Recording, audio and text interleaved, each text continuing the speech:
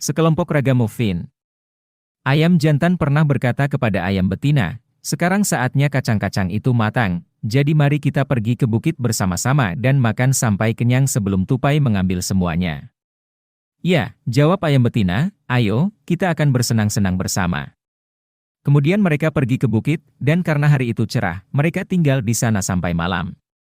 Sekarang saya tidak tahu apakah mereka telah makan sampai mereka terlalu gemuk, atau apakah mereka menjadi sombong, tetapi mereka tidak mau pulang dengan berjalan kaki, dan ayam jantan harus membuat kereta kecil dari kulit kacang.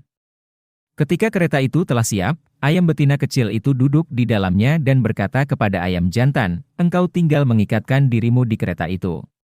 "Saya suka itu," kata ayam jantan. "Saya lebih suka pulang dengan berjalan kaki daripada membiarkan diri saya diikatkan ke dalamnya." "Tidak, itu bukan tawar-menawar kita. Saya tidak keberatan menjadi kusir dan duduk di atas kotak, tetapi menyeretnya sendiri, saya tidak mau." Ketika mereka sedang bertengkar, seekor bebek berseru kepada mereka, "Kalian para pencuri, siapa yang menyuruh kalian pergi ke kebun kacangku? Tunggu, kalian akan menderita karenanya," dan berlari dengan paruh terbuka ke arah ayam itu. Tetapi ayam jantan itu juga tidak tinggal diam, dan dengan berani menubruk bebek itu, dan akhirnya melukainya dengan taji sehingga bebek itu memohon belas kasihan, dan dengan sukarela membiarkan dirinya dinaikkan ke kereta sebagai hukuman. Ayam kecil itu sekarang duduk di atas kotak dan menjadi kusir, dan setelah itu mereka pergi dengan berlari kencang, dengan, "Bebek, pergilah secepat mungkin." Ketika mereka telah menempuh sebagian perjalanan, mereka bertemu dengan dua penumpang kaki, sebuah peniti dan jarum. Mereka berteriak, "Berhenti! Berhenti!" dan mengatakan bahwa hari akan segera menjadi gelap gulita, dan kemudian mereka tidak dapat melangkah lebih jauh, dan bahwa jalanan sangat kotor, dan bertanya apakah mereka tidak dapat masuk ke dalam kereta untuk sementara waktu.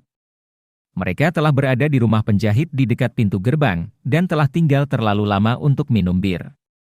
Karena mereka adalah orang yang kurus, yang tidak memakan banyak tempat, si ayam jantan mengizinkan mereka berdua masuk, tetapi mereka harus berjanji kepada dia dan ayam betina kecilnya untuk tidak menginjak kaki mereka. Menjelang malam mereka tiba di sebuah penginapan, dan karena mereka tidak ingin pergi lebih jauh di malam hari, dan karena bebek itu juga tidak kuat berdiri, dan terjatuh dari satu sisi ke sisi lain, mereka pun masuk. Tuan rumah pada awalnya mengajukan banyak keberatan, rumahnya sudah penuh. Selain itu dia pikir mereka tidak mungkin orang yang sangat terhormat, tetapi akhirnya, ketika mereka membuat pidato yang menyenangkan, dan mengatakan kepadanya bahwa dia harus memiliki telur yang telah ditelurkan oleh ayam kecil itu dalam perjalanan, dan juga harus memelihara bebek itu, yang bertelur setiap hari, dia dengan panjang lebar mengatakan bahwa mereka dapat menginap. Dan sekarang mereka dijamu dengan baik, dan berpesta pora dan bersenang-senang. Pagi-pagi sekali, ketika fajar menyingsing, dan semua orang tertidur, ayam jantan membangunkan ayam betina, membawa telur, mematuknya hingga pecah, dan mereka memakannya bersama-sama, tetapi cangkangnya mereka lemparkan ke perapian.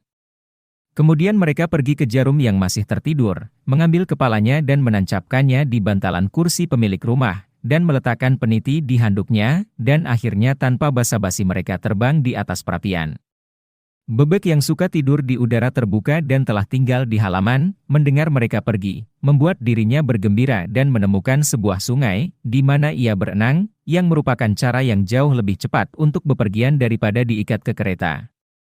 Tuan rumah tidak bangun dari tempat tidur selama 2 jam setelah itu, dia mandi dan ingin mengeringkan diri, kemudian peniti itu mengenai wajahnya dan membuat garis merah dari satu telinga ke telinga yang lain. Setelah itu ia pergi ke dapur dan ingin menyalakan pipa, tetapi ketika ia sampai di perapian, cangkang telur melesat ke matanya. "Pagi ini semuanya menyerang kepalaku," katanya, dan dengan marah ia duduk di kursi kakeknya, tetapi dengan cepat ia berdiri lagi dan berteriak, "Celakalah aku, karena jarum itu menusuknya lebih parah daripada peniti, dan bukan di kepala." Sekarang ia sangat marah, dan mencurigai tamu-tamu yang datang larut malam sebelumnya, dan ketika ia pergi mencari mereka, mereka telah pergi.